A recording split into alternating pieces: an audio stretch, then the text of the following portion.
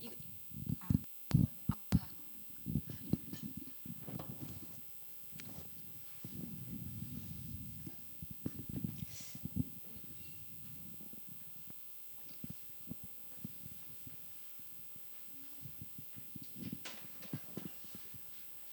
이름이 뭐예요?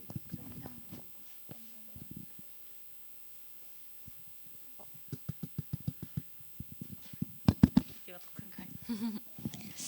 어, 오늘 태영아부 말씀은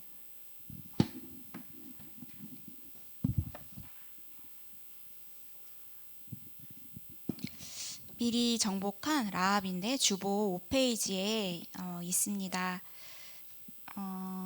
여호수아 2장 1절에서 14절인데요. 1절을 보시면 눈의 아들 여호수아가 시딤에서 두 사람을 정탐꾼으로 보내며 이르되 가서 그 땅과 여리고를 엿보라 하매 그들이 가서 라합이라 하는 기생의 집에 들어가 거기 유숙하더니 이 말씀을 주셨고요. 또 오늘 강단 말씀은 전도의 참 그릇이라는 참 그릇 준비라는 말씀을 우리에게 주셨는데 제가 붙잡은 말씀은 전도의 참 그릇 준비는 이미 하나님께서 창세 전에 예비하시고 준비하셨다. 그래서 내가 할 것은 정확한 성령의 인도를 받는 것이다. 말씀을 붙잡았습니다. 저는 강단 말씀 들으면서 이번 주에 그 산업선교 말씀 주셨잖아요. 어제 제목이 완벽한 준비라는 그 말씀을 주셨는데 야곱에 대한 말씀, 야곱의 24라는 그 말씀을 주셨어요. 그러면서 하나님은 야곱을 이미 세계 복음화 하도록 선택하고 부르셨다라고 말씀을 하시면서 창세기 25장 23절에 이미 태어날 때 큰 자가 작은 자를 섬기리라 어머니 리브가에게 미리 말씀을 주셨어요. 언약으로 주셨습니다. 그래서 하나님이 이 창세 전에 야곱을 택하시고 세계 복음화 하도록 부르셨어요. 우리도 마찬가지로 하나님께서 창세 전에 우리를 부르시고 선택하셔서 우리 세우는 교회로 하나님께서 우리를 부르셨습니다. 근데 하나님께서는 이렇게 완벽한 준비를 하셨는데 야곱이 그 언약의 여정을 가는 동안 많은 일이 있었잖아요. 야곱하면 이제 인본주의를 많이 쓰는 그런 사람으로 표현을 하는데 팥죽 사건을 통해서 또 형 에서를 속여서 장자권을 빼앗고 하나님께서는 이미 큰 자가 작은 자를 섬길 것이다 말씀을 주셨는데도 이제 인본주의 쓰면서 그 장자권을 이 팥죽을 형에게 팥죽 한 그릇을 팔아서 사고, 그러니까 이 형이 이 소식을 듣고 이 야곱을 죽이려고 하잖아요. 그래서 피신을 가게 되는데 리브가 어머니가 이제 야곱을 피신을 시켜요. 근데 그 이후로 어머니와 야곱은 한 번도 이 만난 그 기록이 없고 그 어머니랑 이 야곱이 같이 이제 그 인본주의 속에 있었기 때문에 결국에는 어머니가 또 야곱을 그 이후로는 한 번도 보지 못했는데 하나님께서는 이미 우리에게 언약을 주시고 말씀으로 주셨는데 이것을 놓치면은 이제 인본주의가 나오고 하나님의 계획을 보지를 못하는 거죠. 그래서 하나님은 그럼에도 불구하고 끝없이 야곱을 하나님께서 참 그릇으로 만들어지도록 계속해서 역사하시고 축복을 하셨습니다. 그래서 어제 그 산업선교 말씀하시면서 왜 그릇이 준비되어지는데 야곱이 늦어졌느냐, 세상 방법을 썼기 때문에 늦어졌다. 그래서 하나님께서는 이미 우리를 전도자로 이미 준비하시고 우리를 부르셨어요. 그래서 우리가 할 것은 하나님 앞에 기도하고 성령 인도 받는 것이 중요하구나. 그러면서 바울이 가는 동안 하나님께서는 바울과 신라를 이미 로마 시민권을 갖도록 예비하셨고 또 이제 그리스 문화권 선교를 위해서 그 디모데를 준비하셨는데 아버지 부친이 헬라 사람인 거예요. 또 헬라인 의사 누가를 하나님께서 창세 전에 이미 예비하셔서 그릇들을 다 준비를 하시는 것을 보면서 모든 것에 하나님께서 하나님의 절대 주권이 들어있고 하나님의 역사가 다 전도자의 발걸음 속에는 다 들어있구나를 깨달았습니다. 그래서 우리가 할 것은 인본주의 쓰지 않고 하나님의 절대 주권을 바라보면서 하나님의 계획을 정확히 깨닫고 성령 인도를 받는 것이 중요하겠습니다. 그래서 그리고 하나님께서 야곱에게 언제 역사하셨느냐? 야복강가에서 하나님 앞에 기도하고 또 예배의 비밀 속에 있을 때 하나님께서는 모든 그 야곱을 다 회복하시고 축복하셨습니다. 우리도 참된 예배와 또 기도 속에 우리가 있어야겠습니다. 이번 주 그 태영아 예배는 미리 정복한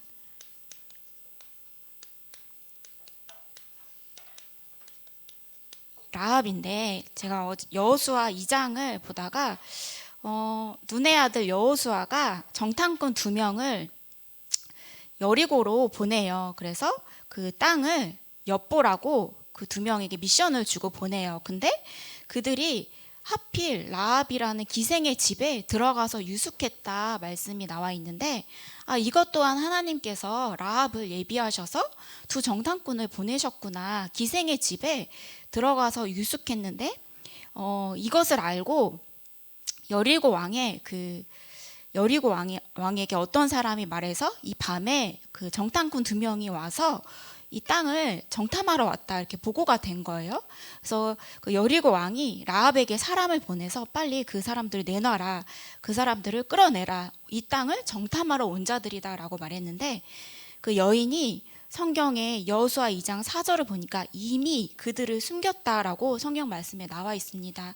이미 라합이 이 정탐꾼 2명을 숨겨줘요.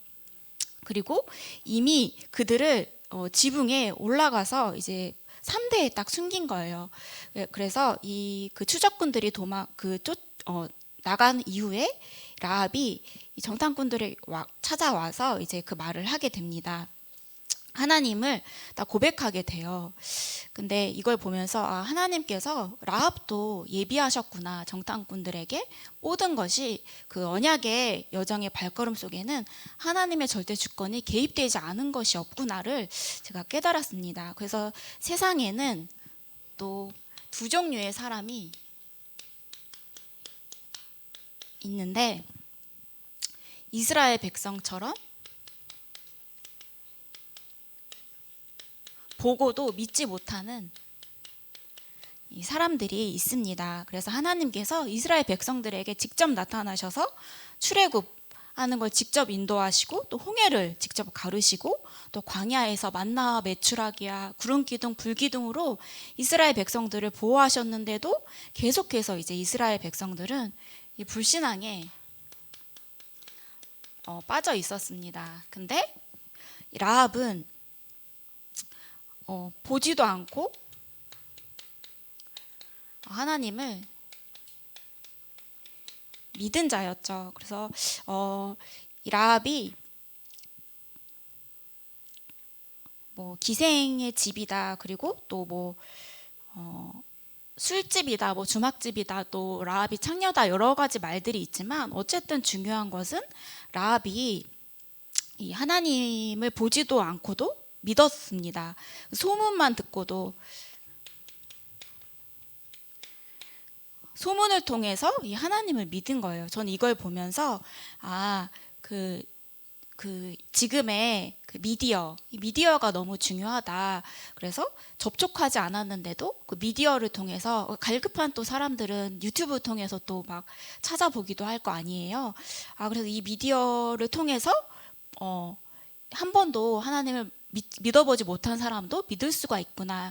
라합이 이 소문만 듣고도 하나님께서 예비한 자였기 때문에 하나님을 믿는 그 축복을 누렸습니다. 그래서 어느 곳에서든지 2 종류의 사람이 있는 것 같아요. 보고도 불신앙하는 사람들, 보지 않고도 한 번에 믿는 사람들이 있는데, 우리가 라합과 같은 그 축복을 누려야겠습니다. 라합은 미리 정복을 알고 누렸습니다. 그래서 정탐꾼을 숨겨줬는데 이 정탐꾼을 숨겨주다가 걸리면 거의 죽은 목숨이나 가깝죠. 왜냐하면 그 간첩을 숨겨주니까 간첩을 숨겨주는 죄가 굉장히 크잖아요. 그런데도 불구하고 라합은 미리 정복을 누리고 미리 하나님을 알고 정탐꾼들을 숨겼습니다. 그래서 이 두 정탐꾼들에게 뭐라고 말했냐면 여리고는 여호와께서 너희에게 주신 땅이다라고 고백을 했어요. 라합이야말로 진짜 준비된 자였죠, 하나님 앞에서. 그리고 여리고 성에 있는 사람들이 출애굽과 또 홍해와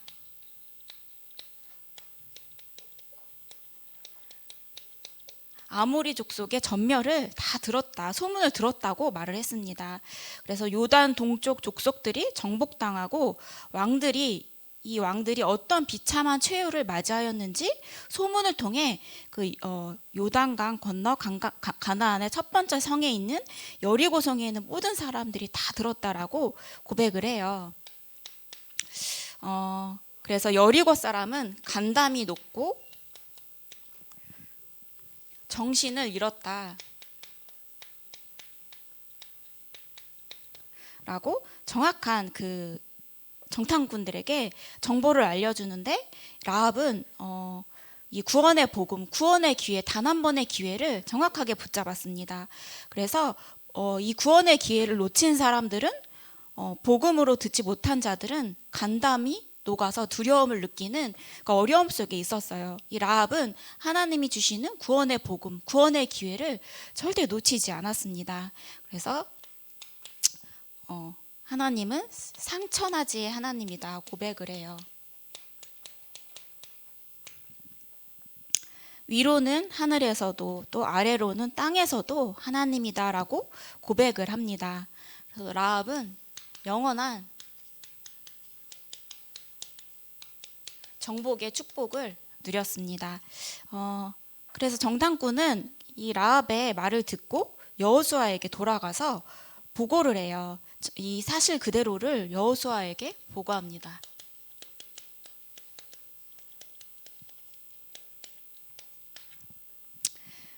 그래서 라합은 이것을 통해서 정복자 중에 한 명이 되는 축복을 누렸고 또 예수 그리스도의 족보 속에 들어가는 그 축복을 누렸습니다. 그래서 라합은 하나님을 딱 한 번 듣고 그래서 구원의 기회를 놓치지 않는 축복 속에 있었습니다.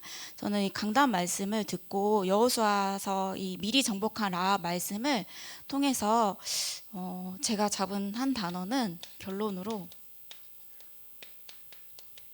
집이라는 그 단어를 제가 붙잡았어요. 왜냐하면 여호수아서 2장에 그 정탐꾼들이 기생의 집에 들어가 거기서 유숙하더니라는 말씀이 있고요. 그래서 정탐꾼들을 살려주면서 라합이 내가 너희를 선대하였으니 너희도 내 아버지의 집을 선대하도록 여호와로 내게 맹세하고 내게 증표를 내라. 그리고 나의 부모와 나의 남녀 형제와 그들에게 속한 모든 사람을 살려주어 우리 목숨을 죽음에서 건져내라 라고 말을 합니다. 그래서 정탐꾼들이 그 약속을 지켰죠. 그러면서 여호수아서 2장 18절에 우리가 이 땅에 들어올 때에 우리를 달아 내린 창문에 이 붉은 줄을 매고 네 부모와 형제와 네 아버지의 가족을 다 내 집에 모으라. 누구든지 내 집을 집문을 나가서 거리로 가면 그의 피가 그의 머리로 돌아갈 것이요 우리는 허물이 없으리라. 그러나 누구든지 너와 함께 집에 있는 자에게 손을 대면 그의 피는 우리의 머리로 돌아오려니와. 그래서 붉은 줄을 매라. 그 표식을 보고 우리가 너와 너에게 속한 가족들을 살려주겠다. 그래서 이 붉은 줄은 예수 그리스도를 예표합니다. 그리고 방주의 축복이죠. 이 붉은 줄 단 그 가정은 다 살 것이다. 그래서 우리가 그리스도의 방주 안에 있으면 다 살 것이다. 그래서 너와 네 부모와 형제 또 내 아버지 모두가 다 살 것이다. 그리스도 안에 있으면 다 사는데 집 문 밖으로 나가면 그의 피가 그의 머리로 돌아갈 것이요. 그리스도 밖으로 나가면 누구든지 죽임을 당한다. 그리스도 안에 있으면 참된 생명 안에, 참된 언약 안에 있을 것이다. 그리고 또 오늘 강단 말씀을 또 보니까 하나님께서 루디아를 예비하셨는데 루디아 주께서 그 마음을 열어 루디아의 마음을 여셨어요. 그래서 바울을 따르게 하시고 또 그와 그 집이 다 세례를 받고 또 그 루디아가 고백을 하는데 만일 나를 주 믿는 자로 알거든 내 집에 들어와 유하라 하고 강건하여 머물기 아니라 미션홈의 축복을 누렸습니다. 방주의 언약, 그리스도의 언약을 누린 자였죠. 그리고 마지막으로 이 간수도 마찬가지로 사도행전 16장 보시면 그들을 데리고 나가 이르되 선생들이여 내가 어떻게 하여야 구원을 받으리까거늘 이르되 주 예수를 믿으라 그리하면 너와 내 집이 구원을 받으리라 하고 주의 말씀을 그 사람과 그 집에 있는 모든 사람에게 전하더라. 미션홈의 축복을 누렸습니다. 집이 구원의 방주가 되게 하고 예수 그리스도의 복음을 전파하는 그 축복 속으로 이 루디아와 또 라합과 또 간수가 미션홈의 축복을 누렸습니다. 그래서 우리의 집도 예배처가 되고 복음을 전파하는 그 장소가 되도록 우리가 이 축복 속에 있어야겠습니다. 그래서 우리의 가정이 하나님을 믿는 또 예수 그리스도의 복음이 선포되는 귀한 또 그 집 또 예배의 축복을 누릴 수 있도록 우리가 같이 기도해야겠습니다. 그래서 제가 붙잡은 단어는 이 렘넌트 복음화 통해서 또 강단 말씀 통해서 붙잡은 단어 하나 집은 하나님 자녀가 있는 집은 방주 또 그리스도께서 계신 귀한 미션홈의 축복이구나를 붙잡았습니다. 그래서 여러분도 또 많은 메시지가 선포되어지는데 한 단어를 또 한 문장으로 만들어서 계속해서 24시는 그 축복을 누리시기를 기도하고 또 전도의 참 그릇을 준비하는 우리 태영아 부모님들 되시기를 제가 기도하겠습니다. 제가 기도하고 예배 마치겠습니다. 주는 그리스도이시오 살아계신 하나님의 아들이십니다. 모든 문제 해결자이십니다. 하나님 우리를 이미 창세 전에 전도자로 부르시고 참된 그릇으로 준비하게 하시니 감사를 드립니다. 하나님 아버지 정말 우리가 전도에 또 참 그릇이 되어서 또 준비가 되어져서 많은 영혼들을 살리는 그 축복 속에 있게 하여 주시옵소서. 하나님 우리의 가정이 미션홈의 가정이 되어지게 하시고 그 예수 그리스도의 복음이 선포되는 그 집에서 렘넌트들이 자라고 또 많은 사람들이 복음의 비밀을 누리는 그 축복 속에 있게 하여 주시옵소서. 그래서 베베 같은 보호자 또 브리스길라 같은 동역자 또 과요 같은 식주인의 축복을 우리가 누리게 하여 주시옵소서. 권세 있는 주 예수 그리스도 이름으로 기도합니다. 아멘.